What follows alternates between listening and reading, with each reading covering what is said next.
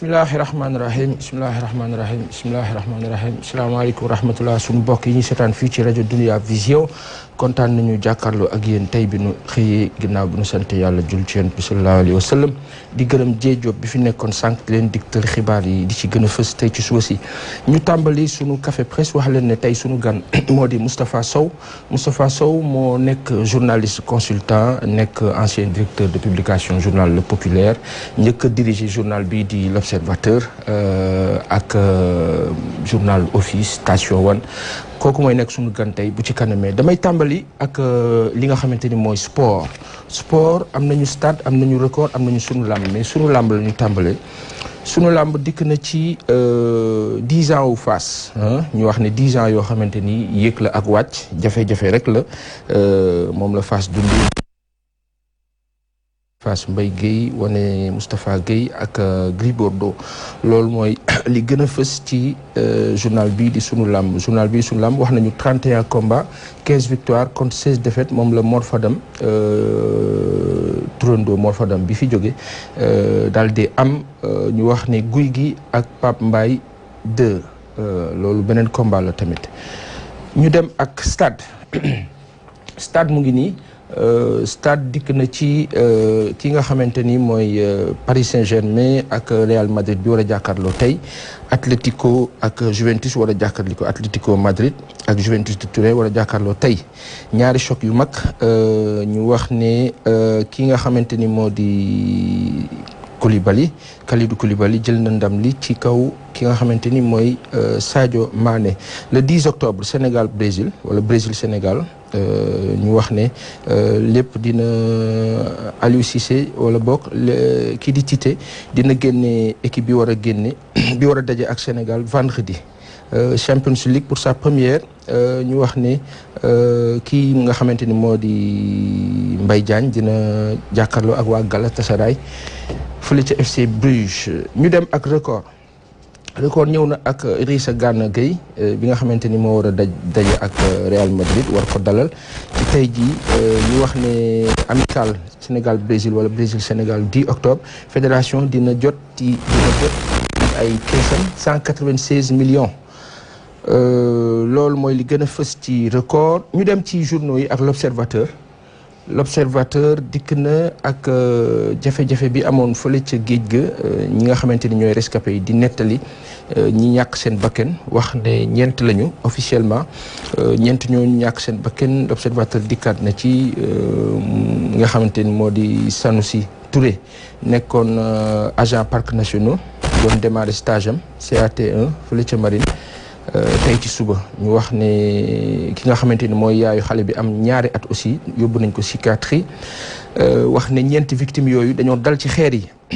élection législative du am en 2022 possible couplage ak présidentielle bu 2024 loolu mooy li nga xamante ni moom la l'observateur fësal wax ñu plus de 33 milliards moo nekk en jeu moo nekk loo xamante ni moo ci nekk comme jafe-jafe moo ci nekk comme enjeu li nga xamante ni Macky Sall mu ngi koy am ci jafe-jafe respect calendrier républicain boobu loolu tam l'observateur dikk na ci bilan coupe du monde FIBA 2019 kii di Moustapha Guèye wax na ne am na ay erreur casting yu mu def Maurice Ndour nee na nekkul capitaine bu loyal jusqu'au bout loolu la l'observateur fësal ñu dem ci 24 heures wax na négligence coupable ci mbiru chavirement boobu nga xamante ne am na fële ca Île des Madeleines ñu wax ne autorité étatique yi dañ leen alerté depuis 1 an ci condition jafe-jafe embarcation yooyu ak voyage bi jëm ci Île des Madeleines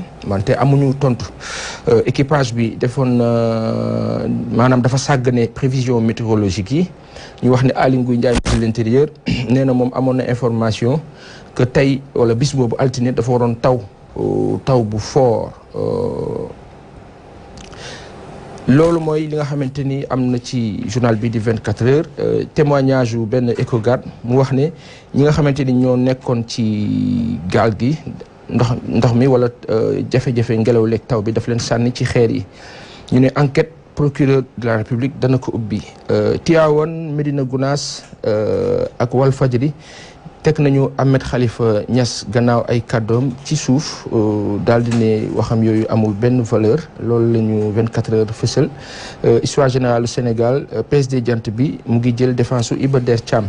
Dakar Time ñëw na ci Amadou Ba bi ñuy wax ne mu nga fële ca arab bi wax ne dafa dem Maroc. ginnaaw bi ñu ne dañoo boom kii di sénégalais boobu di Mohamed Thiam bi am 29 ans ñu wax ne patron diplomatie sénégalaise mu nga Maroc di waxtaan ak autorités yi pour que ñu dalal mbir mi démb ci 22 heures la ñibbisi kii di Mbagnick Diop bâtisseur mu ngi poursuivre ay activités am ginnaaw bu mu inauguré bâtiment yu bees yi nga xamante ni moom la Promo Consulting taxawal.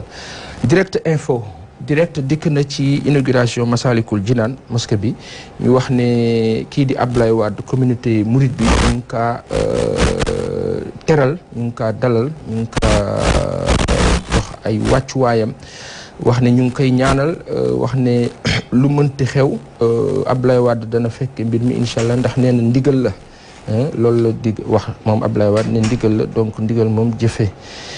loolu mooy li nga xamante ni moo gën a fës ci direct info ñu dem ci journal bi di l'évidence ñëw na ci mbiru Niakharañ Lo Aliou Niang ñu naan ko Niakharañ Lo di snapper di kuy liggéey ci Snapchat bi niñ ko dégtal ci journal bi moo nekk à la une de l'évidence affaire stade de Mbacké wax na ci di journaliste sportif bu mag di président wala ki nga xam ne mooy coordonné Synpics ñu dëkk ci journal bii di enquête ñëw na ci mbir mi am fële ca île Serpent daal di ne drame bu ñu mënoon éviter la malheureusement ñu wax ne am na ay sàggante autorités yi ak lu ni mel. Macky Sall mu ngi rappelé kii di Ahmed Khalifa Niass loolu moo jëm ci polémique bi am Tijaniya bi dialogue bi mu ngi nekk au point mort enquête loolu la fësal ci concertation processus électoral bi ñu wax ne répartition recette minières yi mu ngi nekk également ci marché bu inéquitable ki nga xamante ni moom Taïb Socé wax nañu ne matal na 100 millions yi loolu la enquête fësal mu mel ni ku war a gis buntu féex L'As quotidien ñëw na ci li nga xamante ni mooy jafe-jafe mbir mi am fële ca île Serpent wax ne ñeenti nit ñoo ñàkk seen bakken ñaari agent parc ak benn xale bokk nañ ci wax ne beneen pirogue Palmarin chaviré na fële ca Palmarin ñeenti pêcheurs aussi ñu wax ne réer nañu. naataal bi nga xamante ni moo ne xale bi bokk ci mbir mi aussi L'As fësal na ko wax ci dikkaat également ci li xew fële ca Gounass ñu ne Macky ak Gounass recadré nañu Ahmed Khalifa Niass opposition bi ak pouvoir bi ñu ngi ci mbiru jafe-jafe ci dialogue politique bi loolu bokk na ci li gën a fës ci wàllu seen liste yi au niveau communal ak départemental ci journal bi di L'As Libération ñëw na ci li nga xamante ni moo di SDAT SDAT li nga xamante ni dañ ko bokk ci ñu ne seen service boobu ñoo dikk ci mbiru jihadiste bi ñu wax ne dañ ko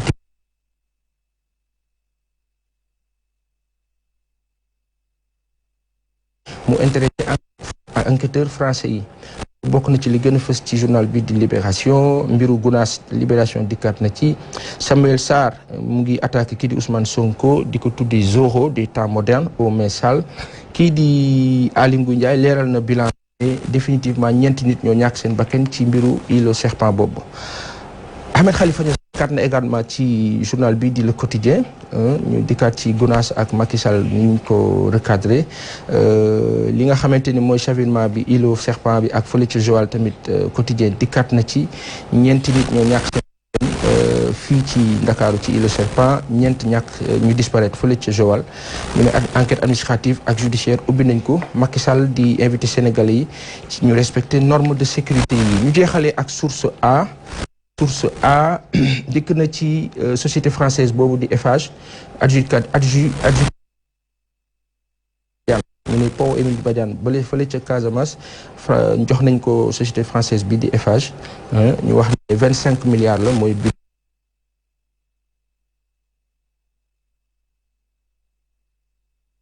embarcadère leen kii di Abdou Karim Sall dañu wax ni moom ak cabinet dañoo absent maanaam newuñu fa woon loolu bokk na ci li gën a fës ci journal bii di Source A. defe naa sunu gan dafa mel ni dafa nekk ci ligne bi wala bu dee mu ngi ci ligne bi bi ngeen wax ma mu di Moustapha Sow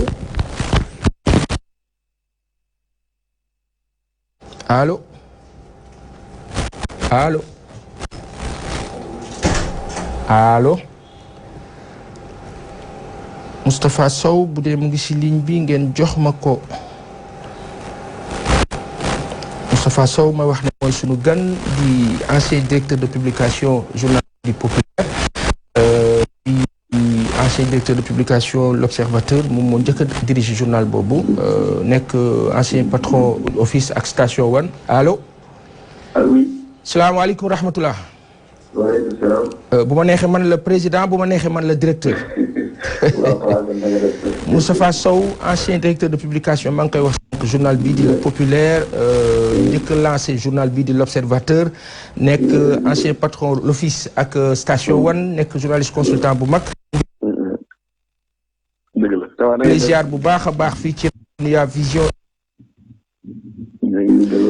Moustapha coow li bëri na. bare nañu ni journaux yi bare noonu la information yi bare. ak ni ñuy dundee ci information négative saa bu ñu xëy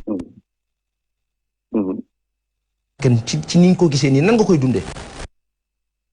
waaw dafa maa ngi lay jërëjëf di la sant. jërëjëf waaw li nga ko waxee noonu la effectivement xam nga organes yi bëri nañu. li nga waxee aussi fake news yi bëri nañu. mais aussi joxe xibaar bu jaar yi aussi ñooy continuer joxe xibaar bu jaar yoon. bon léegi nag li nga laaj moo koy di. drame yu bëri drame. allo nga ni allo. kan bis bu. dañoo am problème on a un problème am réseau la. defe naa maa ngi lay dégg xaw ma ndax yaa ngi may dégg Moustapha. man maa ngi lay dégg mais de par séquence ko day sakkaate quoi. nii yaa ngi may dégg Moustapha. léegi maa ngi dégg ok alors li may wax mooy sénégalais yi nga xamante ni fi mu nekk nii bis bu ñu xëy rek ay sénégalais portés disparus sénégalais dee nañu fii sénégalais maanaam la tribune par exemple bi ñuy wax ne 6 morts la à la place de 4 officiellement yi ministre loolu yëpp nan nga koy dundee.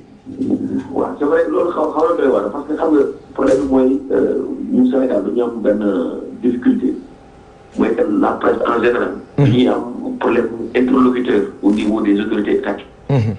pour avoir la bonne information.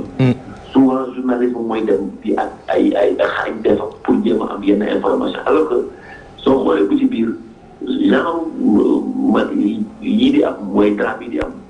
wala bépp événement boobu normalement et puis nga xam dafa concerner le citoyen et wala mu concerne l'État la bonne information doit être donnée de manière rapide parce que nit ñi dañuy bëgg a xam. lu xew. jox nga exemple drame bi am au niveau de Soumbédioune des îlots Saint-Ouen. xam nga loolu su amee automatiquement dafa am dafa war a am li tubaab doo xam benn comité de crise. nga xam ne ñëpp ci ñi mu concerne ñëpp ci nekk te journaliste suñu soxla information fa nañu war dem on leur donne la bonne information. oui mais soo xoolee dans cette histoire là. journaliste yi ñu dem fii jéem a xool nan la ñu demee ba am l'information il a fallu le lendemain. pour que ñuy joxe les autorités di joxe des bribes d'information alors que ça doit pas être ça. loolu souvent mu may indi ji fi jaaxee yàlla. mais Moustapha nan nga gisee. diggante île boobu di île Madeleine ak terre ferme bi 4 kilomètres la ñu am jafe-jafe ay sénégalais nekk fa benn guddi mënuñu leen indi ñu obligé bàyyi leen ñu fanaan foofu loolu nan nga ko gisee. xam nga loolu c'est une vieille histoire. je vais vous raconter une anecdote je crois en 2001. defoon naa fi benn reportage. oui. Îlot Saint-Ouen 2001. pour jéem a xam l'historique bi de l'îlot. à l'époque xam nga c'était bon ba léegi c'est géré par le service des eaux et forêts. oui. ce service-là soo xoolee bu ci biir de 2000 boobu ba léegi ces moyens ont été réduits de manière très drastique. te soo xoolee fi mu nekkoon nekkatu fa parce que déplacé nañu leen plusieurs fois. xam nga affaire bi amoon benn scandale qui a été étouffé à l'époque. oui parce que ñoom fi ñu nekkoon buñ ko jël jox ko benn promoteur privé. seen emplacement bu mag bu ñu nekkoon bi. ñu wàññi seen espace bu ñu yore woon bu ñu nekkoon bi. waaw. bu pare wàññi mooy yu ñu leen joxoon yi. il y a 1 an quelque am na kenn ku dénoncé woon cette situation. oui. et puis question d'insécurité bi fa am bi la bureau qui est là-bas qui date de très longtemps avec un moteur de 40 chevaux. ba nga xam ne mënul jël nit ñi yóbbu leen de manière avec beaucoup de sécurité. oui. il y a 1 an il avait dénoncé ça ne woon na mën suñu deful nag dana am problème mais bon soo xoolee c'est loolu moo indi situation bi yëpp. parce que drame la boo xamante ni mënoon nañ ko éviter au vu de alerte yeeg li am yëpp donc autorités yi ñoo sàggan. waaw c'était grave évitable mais bon xam nga Sénégal nag mais fii ñun on a un problème wax nañu ne ndogalu yàlla. waay xam nit ñekk sabab lu quoi. c'est cela alors am na loo xam ne bëgg naa ñu waxtaan ci mooy le cas du livre du professeur Iba Der Thiam ak li ci juddu yëpp ci li ci soxe yëpp ci coow. diggante Ahmed Khalifa Niass ak famille bi côté boobu ci stabilité Sénégal noo koy jàngatee. bon à propos du livre bon tu as posé 2 questions. à propos du livre. moi je crois que li ñu war a def parce que xam nga histoire quand tu veux une histoire dafa ay récits la ay faits yi ngay jël à gauche à droite. ouais.